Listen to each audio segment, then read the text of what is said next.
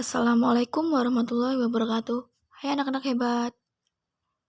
Kembali lagi kita belajar dengan Kakak Siti Rohima dengan MPM 5021085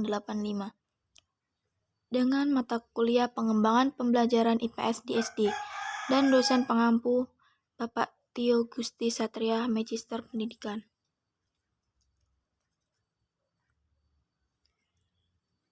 Analisis kebutuhan pembelajaran IPS di SD terhadap muatan P5 atau IKM.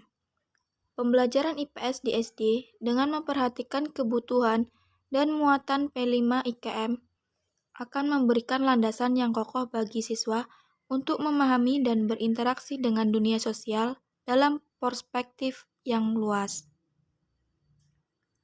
Kebutuhan pembelajaran IPS di SD sangat penting untuk membantu siswa mengembangkan pemahaman tentang nilai-nilai sosial, keterampilan sosial, dan pengetahuan geografis dasar.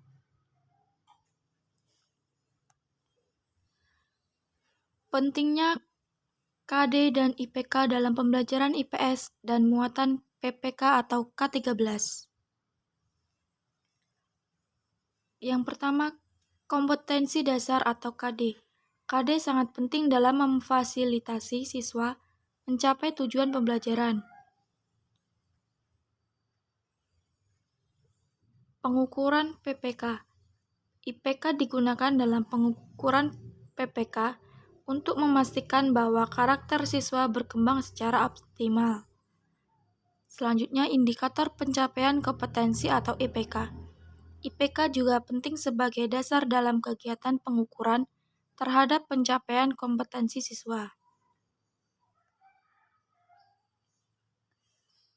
Analisis KD dan IPK pada pembelajaran IPS terhadap muatan PPK atau K13.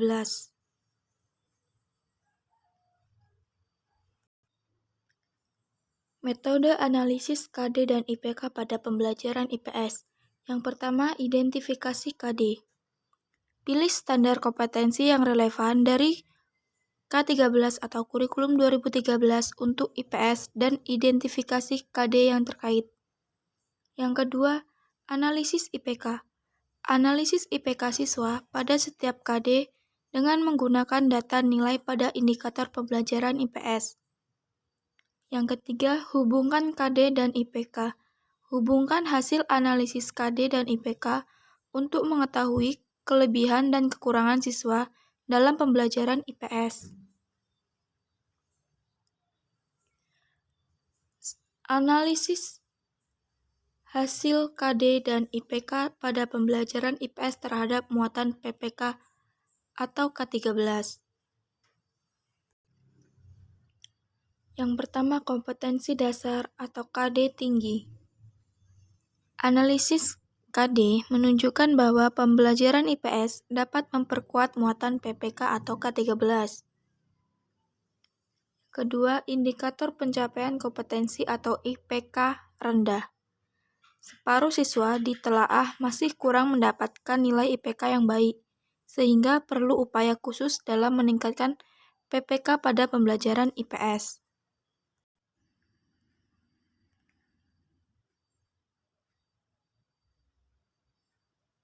Selanjutnya, kesimpulan dan saran. PPK menjadi fokus penting dalam pengembangan kurikulum K13. Pembelajaran IPS dapat memperkuat PPK atau K13 melalui analisis KD dan IPK yang optimal. IPK masih di bawah rata-rata, menjadi upaya besar dalam peningkatan karakter siswa.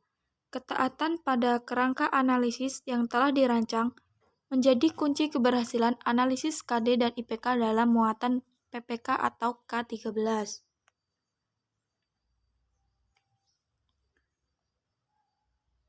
Analisis CP, ATP, dan TP terhadap muatan P5 IKM. Yang pertama, analisis CP. Analisis CP membantu mengidentifikasi faktor-faktor kunci yang mempengaruhi kesuksesan muatan P5 IKM. Yang kedua, analisis ATP. Analisis ATP membantu menentukan sumber daya yang dibutuhkan untuk mencapai tujuan muatan P5 IKM. Yang ketiga, analisis TP. Analisis TP melibatkan penilaian terhadap proses dan langkah-langkah yang diperlukan untuk menerapkan muatan P5 IKM dengan baik. Hubungan antara CP, ATP, dan TP. CP, ATP, dan TP saling terkait dan kontribusi pada keberhasilan dan efektivitas pengimplementasian muatan P5 IKM. Pengaruh CP pada muatan P5 IKM. CP yang kuat memastikan muatan P5 IKM berfokus pada kebutuhan pelanggan dan mencapai tujuan bisnis yang ditentukan. Selanjutnya, pengaruh ATP pada muatan P5 IKM. ATP yang memadai memastikan sumber daya yang cukup tersedia untuk mendukung implementasi muatan P5 IKM dengan sukses. Kemudian, pengaruh TP pada muatan P5 IKM. TP yang baik memastikan semua langkah dan proses muatan P5 IKM dijalankan dengan efisien dan efektif. Terima kasih, sekian yang dapat Kakak sampaikan. Kalian semua hebat, sampai jumpa di materi berikutnya. Assalamualaikum warahmatullahi wabarakatuh.